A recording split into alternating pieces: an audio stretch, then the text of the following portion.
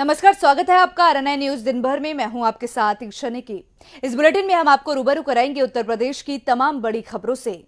उत्तर प्रदेश के मुखिया योगी आदित्यनाथ ने सड़क सुरक्षा माह का शुभारंभ किया। बता दें कि सड़क सुरक्षा माह कार्यक्रम के दौरान बोलते हुए सीएम योगी आदित्यनाथ ने कहा कि रोज सड़क दुर्घटना में लगभग 65 मौतें होती है। इस दुर्घटना को रोका जा सकता है, कम किया जा सकता है। इसे रोकने के लिए सड़क सुरक्षा माह आज से शुरू हो रहा है। ये 20 फरवरी तक चलेगा। बता दें कि इस दौरान उन्होंने लोगों को सड़क सुरक्षा की शपथ दिलाई और कार रैली को हरी झंडी दिखवाकर रवाना किया। बताया जा रहा है कि सड़क सुरक्षा माह कार्यक्रम के साथ ही सीएम ने करीब 55 करोड़ 70 लाख की परियोजनाओं का लोकार्पण और शिलान्यास भी किया। सड़क सुरक्षा का यह माह आज से प्रारंभ हो रहा है, जो 20 फरवरी 2021 तक अनवरत अलग अलग कार्यक्रमों के साथ न केवल राजधानी लखनऊ में बल्कि प्रदेश के प्रत्येक जनपद में इन कार्यक्रमों का आयोजन होगा। अंतर विभागीय समन्वय इस पूरे कार्यक्रम में अत्यंत महत्वपूर्ण है। सड़क सुरक्षा को रोकने का काम केवल ट्रैफिक पुलिस का काम नहीं है। यह केवल पुलिस विभाग या परिवहन विभाग तक ही सीमित नहीं है। इसमें सड़क से जुड़े हुए विभाग भी भागीदार हैं। भारतीय जनता पार्टी के राष्ट्रीय अध्यक्ष जेपी नड्डा अपने 2 दिवसीय दौरे पर यूपी की राजधानी लखनऊ पहुंचे। बता दें कि योगी सरकार में संभावित फेरबदल और यूपी पंचायत चुनाव को देखते हुए नड्डा का ये दौरा बेहद अहम माना जा रहा है। साथ ही इसके कई सियासी मायने भी निकाले जा रहे हैं। वहीं इस मामले में पार्टी की तरफ से जानकारी देते हुए बताया गया कि जेपी नड्डा का ये दौरा पूरे देश में हो रहा है, उनके दौरे का ही हिस्सा है। साथ ही साथ ये माना जा रहा है कि पंचायत चुनाव से लेकर मंत्रिमंडल विस्तार जैसे अहम मसले भी चर्चा का हिस्सा बनेंगे। ये सबसे बड़ी पार्टी के राष्ट्रीय अध्यक्ष भारतीय जनता पार्टी दुनिया की सबसे बड़ी पार्टी है। सबसे ज्यादा कार्यकर्ता दुनिया में हमारे हैं, इसलिए उनके स्वागत के लिए ये जनसमूह उमड़ा है। मुझे लगता है कि जब आप मेरे कार्यकर्ताओं का उत्साह देखेंगे तो उसके बाद कोई भी सवाल मेरा कार्यकर्ता के स्वागत के लिए उमड़ पड़ा है। कार्यकर्ता सम्मेलन के लिए समाजवादी पार्टी के राष्ट्रीय अध्यक्ष अखिलेश यादव बरेलिया पहुंचे, जिसके चलते सपा के युवा कार्यकर्ताओं ने अखिलेश का जमकर स्वागत किया गया। वहीं इसी दौरान अखिलेश यादव ने मोदी सरकार पर कोरोना वैक्सीन को लेकर निशाना साधा और साथ ही साथ कोरोना वैक्सीन को लेकर कहा कि 1 साल बाद मेरी सरकार बनेगी तब मैं वैक्सीन लगवाऊंगा।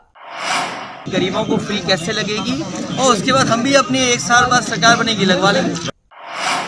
उत्तर प्रदेश की योगी सरकार 24 जनवरी को चौथी बार यूपी दिवस का आयोजन करने जा रही है। बता दें कि सरकार यूपी दिवस मनाने के लिए तैयारियों में जोर शोर से जुट गई है, जिसके लिए सीएम योगी लगातार तैयारियों में नजर बनाए हुए हैं। बता दें कि यूपी दिवस के मौके पर राजधानी लखनऊ को 5 नई सौगात मिल सकती है।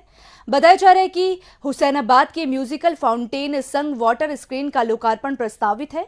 इसके साथ ही 3 झीलों की पुनर्विकास और राष्ट्रीय प्रेरणा स्थल का शिलान्यास भी हो सकता है। जानकारी के अनुसार सीएम योगी खुद प्रोजेक्ट्स का लोकार्पण और शिलान्यास कर सकते हैं। योगी सरकार उत्तर प्रदेश दिवस के जरिए राज्य सरकार प्रदेश वासियों में अपनी मिट्टी की प्रति जुड़ाव को और मजबूत करेगी। बता दें कि सरकार इस बार हर जिले में उत्तर प्रदेश दिवस मनाने जा रही है। 24 जनवरी को राजधानी लखनऊ स्थित अवध शिल्प ग्राम में उद्घाटन समारोह होगा, जबकि 25 को गौतम बुद्ध नगर स्थित नोएडा हाट में विशेष आयोजन किया जाएगा। बता दें कि मुख्यमंत्री 25 जनवरी को नोएडा में उत्तर प्रदेश दिवस कार्यक्रम में शामिल होंगे। इसके अलावा सभी 75 जिलों में स्थानीय जनप्रतिनिधियों और प्रभारी मंत्रियों को उपस्थिति में कार्यक्रम आयोजित होंगे। 3 दिन तक चलने वाले यूपी दिवस समारोह के कार्यक्रमों के तहत जिलों में नुक्कड़ नाटक, सांस्कृतिक कार्यक्रम, विचार गोष्ठी जैसे कार्यक्रम आयोजित कर उत्तर प्रदेश के गौरवपूर्ण इतिहास के साथ विकास गाथा को प्रस्तुत किया जाएगा। उत्तर प्रदेश सरकार की ओर से सरकारी कार्यालयों में अधिकारियों की उपस्थिति को लेकर सख्ती बढ़ती जा रही है। बता दें कि प्रशासन द्वारा निर्देश जारी किया गया है कि सभी अधिकारी कर्मचारी अपने दफ्तर में तय वक्त पर उपस्थित रहें। बताया जा रहा है कि उत्तर प्रदेश के मुख्य सचिव राजेंद्र कुमार की ओर से सभी जिलों को इस बाबत निर्देश जारी किए हैं। बता दें कि निर्देश में कहा गया है कि सभी मंडलायुक्त जिलाधिकारी हफ्ते में कम से कम 1 बार औचक निरीक्षण करें। इनके अलावा शासन स्तर पर अपर मुख्य सचिव, प्रमुख सचिव और सचिव भी अपने अधीनस्थ कार्यालयों का निरीक्षण कर अधिकारियों और कर्मचारियों की समय से उपस्थिति की जांच करेंगे। बताया जा रहा है कि इनके अलावा शासन स्तर पर अपर मुख्य सचिव, प्रमुख सचिव और सचिव भी अपने अधीनस्थ कार्यालयों का निरीक्षण कर अधिकारियों और कर्मचारियों के समय से उपस्थिति की जांच करेंगे। जानकारी के लिए आपको बता दें कि निर्देश में कहा गया है कि निरीक्षण के वक्त जो भी अधिकारी या कर्मचारी अनुपस्थित रहेंगे उन पर एक्शन लिया जाएगा। साथ ही साथ अगर किसी दफ्तर में अधिक संख्या में कर्मचारी अधिकारी अनुपस्थित दिखे तो पर्यवेक्षणीय अधिकारी की जिम्मेदारी बनेगी। आपको बता दें कि इससे पहले भी यूपी सरकार की ओर से अधिकारियों को वक्त पर दफ्तर आने और लोगों की समस्याएं सुलझाने के निर्देश दिए गए थे। दिल्ली से नोएडा होते हुए वाराणसी तक प्रस्तावित बुलेट ट्रेन ग्रेटर नोएडा से आगरा तक यमुना एक्सप्रेसवे पर दौड़ने की तैयारी हो रही है। वही बुलेट ट्रेन के लिए यमुना एक्सप्रेसवे पर दोनों तरफ की सड़क के बीच की खाली जगह यानी सेंट्रल वर्ड्स में हाई स्पीड रेल कॉरिडोर का निर्माण कराया जा सकता है। इसके लिए सर्वेक्षण की प्रक्रिया भी शुरू हो गई है। वही जानकारी के मुताबिक दिल्ली से वाराणसी तक बुलेट ट्रेन परियोजना के लिए केंद्र सरकार ने पिछले हफ्ते की हवाई और जमीनी सर्वे शुरू करा दिया। बताया जा रहा है कि इस परियोजना के लिए डिटेल प्रोजेक्ट रिपोर्ट यानी डीपीआर केंद्र सरकार को मिल चुका है। साथ ही साथ नोएडा इंटरनेशनल एयरपोर्ट के टर्मिनल बिल्डिंग में हाई स्पीड रेल का स्टेशन बनाया जाएगा। यमुना एक्सप्रेसवे के सेंट्रल वर्ड्स पर हाई स्पीड ट्रेन का कॉरिडोर बनाए जाने पर करीब 165 किलोमीटर की दूरी तक भूमि अधिग्रहण की जरूरत नहीं होगी। बता दें कि इससे परियोजना की लागत भी घट जाएगी, साथ ही साथ समय भी बचेगा और परियोजना का कार्य जल्द शुरू हो सकेगा। वही जानकारी के अनुसार ये तो पहले ही तय हो चुका है कि नोएडा इंटरनेशनल एयरपोर्ट की टर्मिनल बिल्डिंग में हाई स्पीड रेल का स्टेशन बनाया जाएगा। इस परियोजना के लिए करीब 800 किलोमीटर लंबे रेल कॉरिडोर का अलाइनमेंट तय करने के लिए डेटा जुटाया जा रहा है। यूपी में खूंखार गुंडों का खौफ इतना है कि ऐसे खूंखार अपराधियों को सामान्य जेल में रहना भी पुलिस के लिए एक बड़ी चुनौती है। बता दें कि इसी को ध्यान में रखते हुए आजमगढ़ जिला कारागार में बंद 4 शातिर अपराधी गैर जनपद स्थानांतरित किए जाएंगे। इसमें अजीत हत्याकांड में नामजद अखंड प्रताप सिंह भी शामिल है। इसके अलावा 3 अपराधी कुख्यात ध्रुव कुमार सिंह के खास सहयोगी है। शासन ने प्रशासनिक आधार पर इन्हें दूसरे जनपद में स्थानांतरित करने का फरमान जारी किया है। जानकारी के अनुसार उत्तर प्रदेश के प्रमुख सचिव ने पुलिस महानिदेशक कारागार प्रशासन को भेजे पत्र में जिला जेल में बंद 4 विचाराधीन बंदियों को प्रशासनिक आधार पर अन्य जेलों में स्थानांतरित करने का निर्देश दिया है। जिला प्रशासन ने 17 जनवरी को इस बाबत शासन को पत्र लिखा था। इन विचाराधीन बंदियों में अखंड प्रताप सिंह को केंद्रीय कारागार बरेली भेजा जा रहा है। बताया जा रहा है कि अखंड प्रताप लखनऊ के अजीत हत्याकांड के अलावा वाराणसी के ट्रांसपोर्टर हत्याकांड में आरोपी है। इसके अलावा संजय यादव को जिला कारागार कासगंज, शिव प्रकाश यादव को केंद्रीय कारागार आगरा और विक्की सिंह को जिला कारागार लखनऊ भेजने का निर्देश है। आपको बता दें कि अजीत सिंह बाहुबली मुख्तार अंसारी का करीबी था, जिसकी हत्या 4 शूटरों द्वारा लखनऊ में गोली मारकर कर दी गई थी। हत्या की वारदात के बाद जिस लाल डस्टर कार से शूटर अवध बस अड्डे से भागे थे, पुलिस ने उस कार को बरामद भी कर लिया था। पुलिस को जांच में पता चला कि जिन शूटरों ने अजीत सिंह को गोली मारी थी, उन्होंने 3 दिन तक इसकी रेकी की थी। करीब 3 शूटर 3 दिन पहले ही आजमगढ़ से लखनऊ आए थे। यहां उन्होंने अजीत सिंह की हर गतिविधि पर नजर रखी। भदोही के ज्ञानपुर से बाहुबली विधायक विजय मिश्रा की मुश्किलें खत्म होने का नाम नहीं ले रही है। बता दें कि आगरा जेल में बंद विजय मिश्रा और उनकी पत्नी रामलली मिश्रा के खिलाफ आय से अधिक संपत्ति होने के मामले में मुकदमा दर्ज किया गया है। बताया जा रहा है कि प्रयागराज के हंटिया थाने में विजिलेंस इंस्पेक्टर ओम प्रकाश सिंह की ओर से यह मुकदमा दर्ज कराया गया है। बताया जा रहा है कि 4 अक्टूबर 2019 को विजिलेंस से ज्ञानपुर के विधायक विजय मिश्रा और उनकी पत्नी एमएलसी रामलली के खिलाफ शिकायत की गई थी। दोनों पर लोक सेवक के पद पर रहते हुए अवैध रूप से नामी बेनामी चल और अचल संपत्ति अर्जित करने का आरोप लगा था। इसके बाद विजिलेंस की जांच में खुलासा हुआ है कि इस अवधि में उनकी कुल अर्जित आय 2,32,33,593 रुपए थी, लेकिन दोनों ने 23,81,98,248 रुपए खर्च किए। इस आधार पर आय से अधिक 21,39,45,993 रुपए अधिक पाया गया, जो कि दोनों की अर्जित आय से 924% ज्यादा है। जानकारी के लिए आपको बता दें कि विजिलेंस ने विधायक विजय मिश्रा और एमएलसी रामलली मिश्रा के खिलाफ लोक सेवक पद पर रहते हुए अवैध रूप से नामी बेनामी चल और अचल संपत्ति अर्जित करने की खुली जांच की थी। इससे पाया गया था कि विधायक रहते हुए विजय मिश्रा और रामलली ने 2002 से 2017 के बीच अकूत संपत्ति इकट्ठा की। वहीं बरेली में प्रधानमंत्री नरेंद्र मोदी ने पीएम आवास योजना के कार्यक्रम में जनता से सीधा संवाद किया। बता दें कि इस कार्यक्रम में बरेली के कलेक्ट्रेट की एनआईसी में जनप्रतिनिधियों, डीएम, कमिश्नर के अलावा आवास योजना के लाभार्थियों वीडियो कॉन्फ्रेंसिंग में शामिल हुए। बता दें कि इस दौरान सांसद धर्मेंद्र कश्यप ने कहा कि प्रधानमंत्री नरेंद्र मोदी ने सीधे सीधे प्रधानमंत्री आवास का पैसा ट्रांसफर करने का काम किया और बरेली में 4,958 लाभार्थियों के खाते में सीधा पैसा गया है। उन्होंने कहा है कि उत्तर प्रदेश में 1.25 करोड़ आवास बन चुके हैं। वहीं प्रधानमंत्री ने सीधे सीधे लाभार्थियों से संवाद करने का काम किया है। देखिए, आज प्रधानमंत्री जी ने सीधे सीधे प्रधानमंत्री आवास योजना का पैसा उनके खाते में प्रथम किस्त ट्रांसफ़र करने का काम किया और बरेली में 4,958 लाभार्थियों खाते में सीधे सीधे पैसा गया है और अब तक उत्तर प्रदेश के अंदर 1.25 करोड़ आवास बन चुके हैं और लगातार प्रधानमंत्री जी ने जो लाभार्थियों से सीधे सीधे बात करने का काम किया। वहीं भदोही में पुलिस अधीक्षक ने बेटी बचाओ बेटी पढ़ाओ हस्ताक्षर अभियान के तहत एक कार्यक्रम में ग्रामीणों को जागरूक किया है। साथ ही इस मौके पर उन्होंने बड़ी संख्या में ग्रामीणों को कंबल भी बांटे। बता दें कि लगातार बढ़ रही ठंड में गरीब तबके के लोगों को राहत मिल सके, इसके मद्देनजर श्यामा देवी मेमोरियल संस्था के तरफ से कंबल वितरण कार्यक्रम के साथ ही बेटी बचाओ बेटी पढ़ाओ हस्ताक्षर अभियान को लेकर एक कार्यक्रम आयोजित किया गया। पूर्व माध्यमिक विद्यालय बैरीपरवा में आयोजित इस कार्यक्रम में बड़ी संख्या में ग्रामीणों को कंबलों का वितरण किया गया। बता दें कि इस मौके पर पुलिस अधीक्षक रामबदन सिंह ने बेटियों को पढ़ाने और महिलाओं के प्रति हो रहे अपराधों को लेकर ग्रामीणों को जागरूक किया है।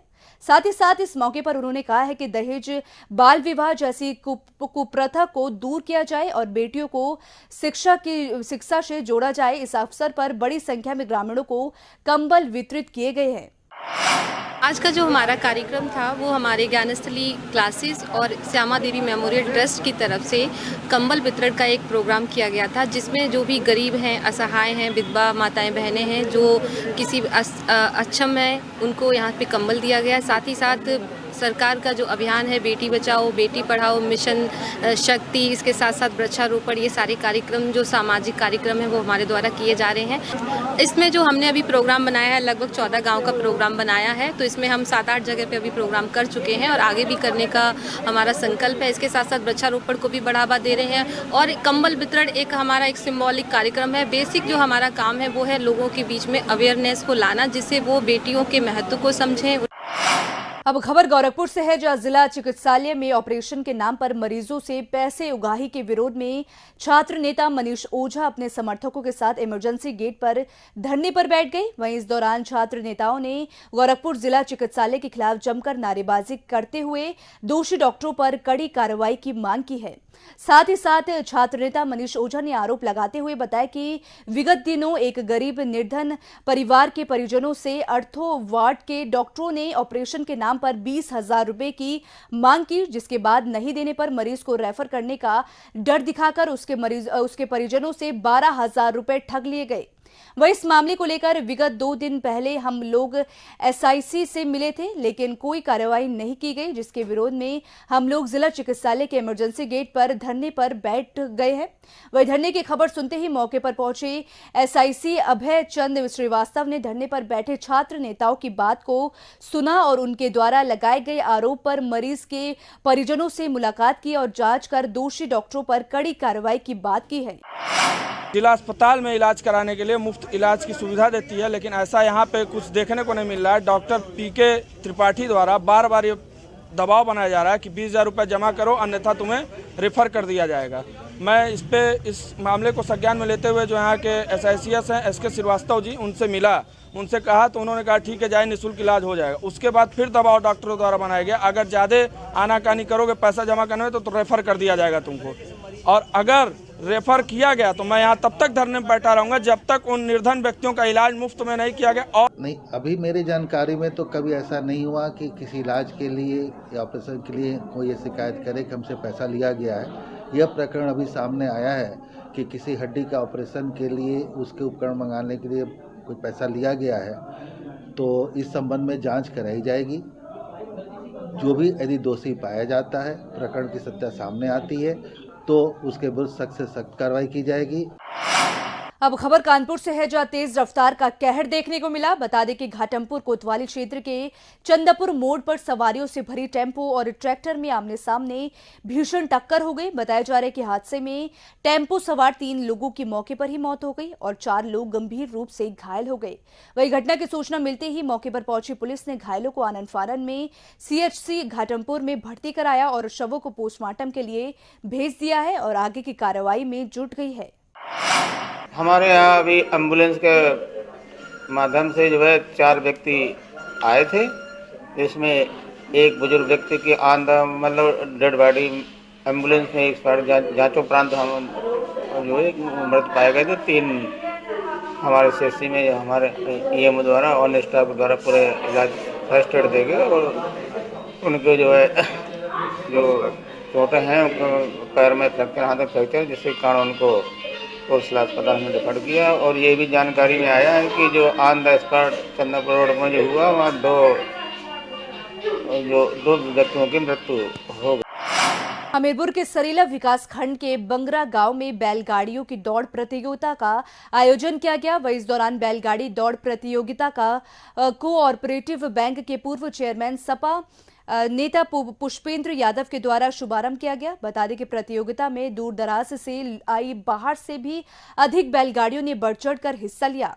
ये प्रतियोगिता बंगरा और छेड़ी बेनी गांव के बीच कराई गई है। बता दें कि यहां प्रत्येक वर्ष गांव वालों के सहयोग से बैलगाड़ी दौड़ प्रतियोगिता का आयोजन किया जाता है। वहीं इसी परंपरा का निर्वहन करते हुए बैलगाड़ी दौड़ प्रतियोगिता आयोजित की गई, जिसमें मुन्ना यादव बिलगांव, कढोरी पाल परथरनिया, देवीदीन सुपा, राजेंद्र सिंह पाठा, बारेलाल यादव कांवर डेरा सहित लगभग 1 दर्जन बैलगाड़ियों ने प्रतियोगिता में भाग लिया। बताया जा रहा है कि यह प्रतियोगिता प्रधान सहित समस्त गांव के सहयोग से कराई गई है, जिसे देखने के लिए गांव सहित क्षेत्र से भारी संख्या में लोग मौजूद रहे। अब खबर आगरा से है, जहां ESS डिग्री कॉलेज में पुलिस और ड्रग विभाग ने छापा मारा। बता दें कि इस दौरान ड्रग विभाग ने कॉलेज से काफी मात्रा में अवैध दवाओं का जखीरा बरामद किया है। बताया जा रहा है कि बरामद हुई दवाओं की कीमत लाखों रुपए है। साथ ही साथ ड्रग विभाग ने किडनी और डायलिसिस से संबंधित दवाई और किट भी बरामद की है। इस खबर पर और अधिक जानकारी के लिए हमारे साथ जुड़ रहे हैं संवाददाता अनुज उपाध्याय। तो अनुज, क्या है ये पूरा मामला? देखिए ईसाजी, आगरा में थाना निवारा क्षेत्र में ड्रग विभाग और पुलिस द्वारा छापामार कार्रवाई की गई है। SS डिग्री कॉलेज एक विद्यालय है जिसके टॉयलेट में दवाइयों का जखीरा मिला है। ड्रग विभाग के अधिकारियों के अनुसार लगभग 60 लाख की दवाइयां बताई जा रही हैं।